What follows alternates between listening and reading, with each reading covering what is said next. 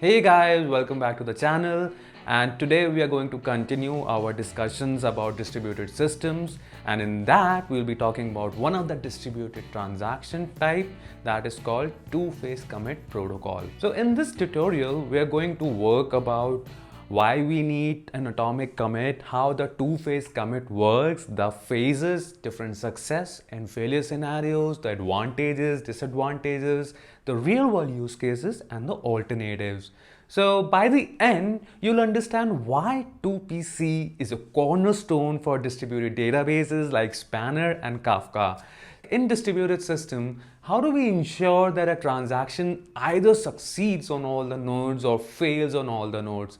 So that's exactly what two-phase commit solves. Now let me discuss about how we usually do in a single mode environment. So if you see this is server A, we have a single node environment. Usually a transaction happens is we have transaction that is plus $10.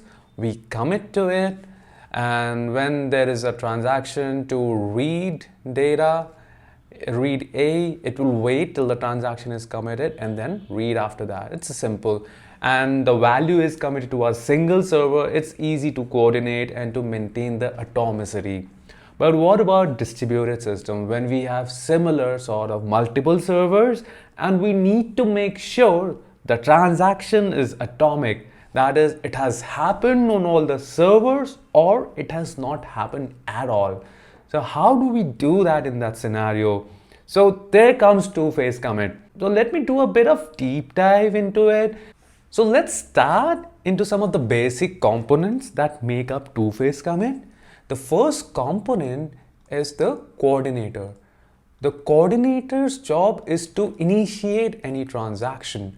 So anything that is happening in a transaction, it needs to make sure that all the data has been committed to all the nodes, all the server, or it has to initiate a rollback. So it's like a leader, and here you call it as a coordinator. We have participants. So the participants are the servers or the nodes that have the data on which the data has to be committed. Some of the problems which we usually face during the updates in the participants are perhaps the network partitions or crashes. So coordinator responsibility is to make sure that all the participants have committed the data, and the participant responsibility is that whatever request they have got from the coordinator, they need to do it if they have agreed to do it. So these are the building blocks of a two-phase commit. Let's take a scenario in which how a commit happens in a two-phase commit fashion. So let's take a success scenario here.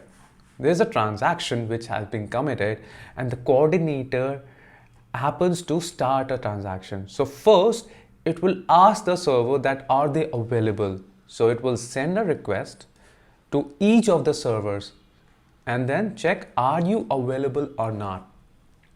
When each of the servers responds yes, the coordinator knows that okay, all of them are available. This is called phase 1.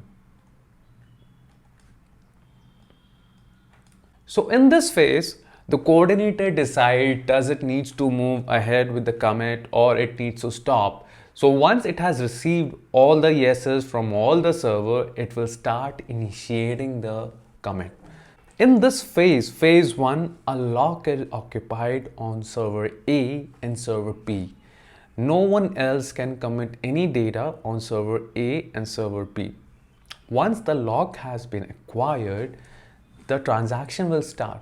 The coordinator will initiate the transaction. For in this case, it will give $10 to both the servers.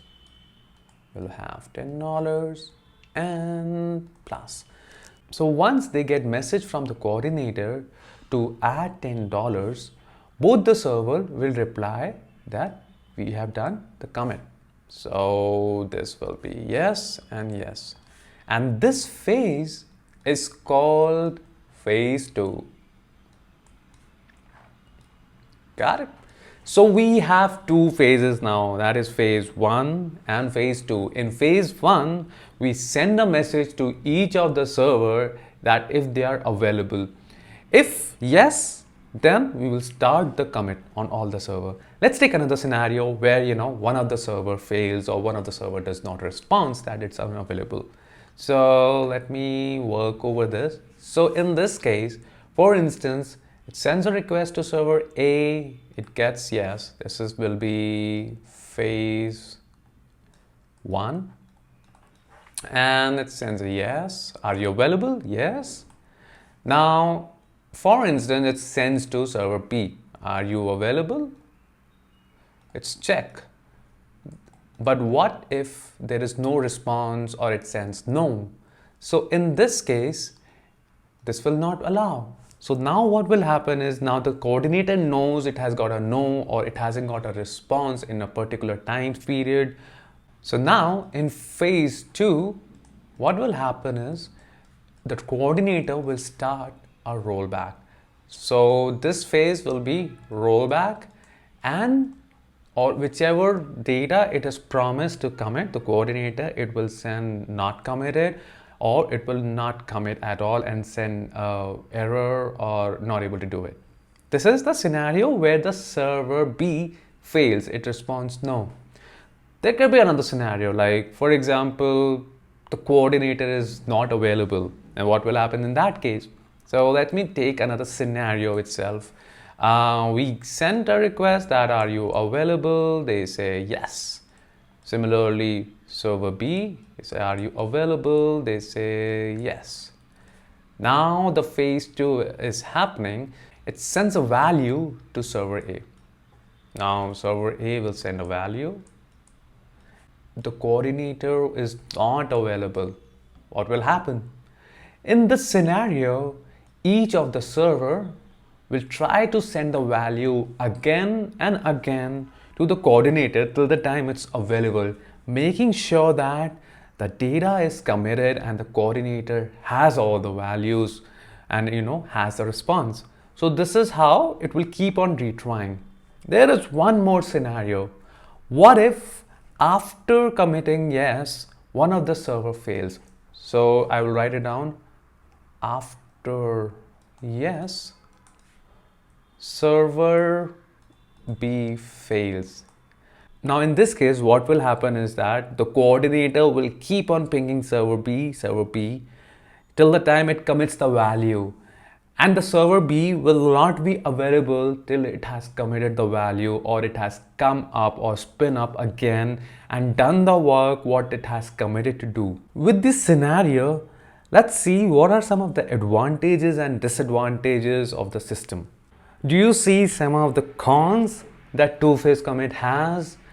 Yeah, you got it right. So one is that whenever a server has been occupied, it will slow down the other processes. If it's, multi-billion transactions commits per second or multi-billion transactions commit per minute, how are you going to solve this problem if one of the servers are not available or the lock is not available? They will keep on waiting time and time, and it will make the server slow. So that's why this system is good where the number of nodes are less or where there are lesser number of transactions per second. But what about, billions and millions of transactions that we have right now? This is not good for those. So some of the advantages is that it is strong consistency. It will make the system very strongly consistent. So we should use this system when we want strong consistency, but we don't care about the delay or, if some of the processes are delayed. But if we care about, the delay, it has to be very fast, and this is not a good solution. We have some alternative solutions in place like 3-phase commit, then Saga pattern, then Raft and Paxos, or, Google's time spanner or Google Spanner's TrueTime. These are better solutions over two-phase commit. So guys, two-phase commit is a classic algorithm for distributed atomic commit, balancing consistency with some availability trade-offs. It's best used in low latency environment, prefer for strong consistency. And I would say if the transactions are in millions and you need to consider that, then we would use some other algorithms like Paxos or Raft, or maybe use 3-phase commit. Okay, so if you like this video, please like, subscribe, and comment if you have used 2-phase commit in your production environment. Let me know how it works for you. Till then, see you in the next iteration of distributed transactions. Bye.